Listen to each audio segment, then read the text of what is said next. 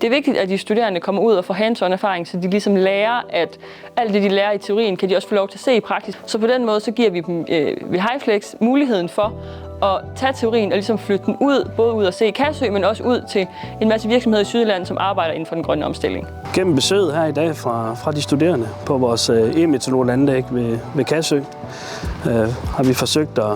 at bidrage til at gøre teknologien mere konkret og håndgribelig for de studerende og give lidt indsigt i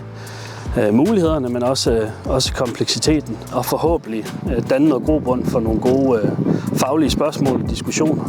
i forhold til, hvordan vi løser morgendagens udfordringer inden for grøn energi og Power-to-X. For os som et universitet, der er det utrolig vigtigt, at de studerende får hands-on erfaring med Power-to-X-teknologi, fordi det er de kompetencer, de skal bruge i erhvervslivet til at forbedre området. Det er altså fedt at komme ud og sparke dæk, så at sige,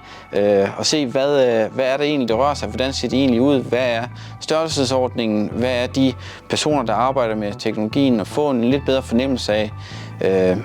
hvad det drejer sig om. De studerende kan engagere sig i virksomhederne, og i projektet kan de gøre det på 2 måder. Både gennem den tekniske del, hvor vi har nogle ingeniørstuderende koblet til, og gennem den mere business-del, hvor vi har nogle studerende, der ser på grønne forretningsmodeller og ligesom kan se, om de kan hjælpe virksomhederne på den måde. Jamen det, som det betyder at se Kassø-anlægget i virkeligheden, er jo, at man får lov til at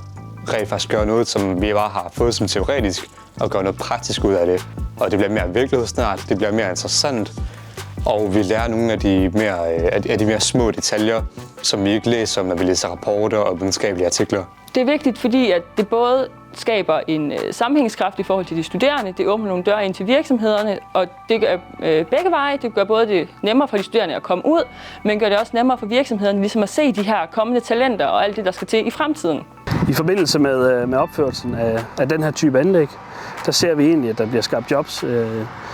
forskellige typer af jobs på tværs af projektfaserne, altså udviklings- og designfasen, byggefasen og driftsfasen.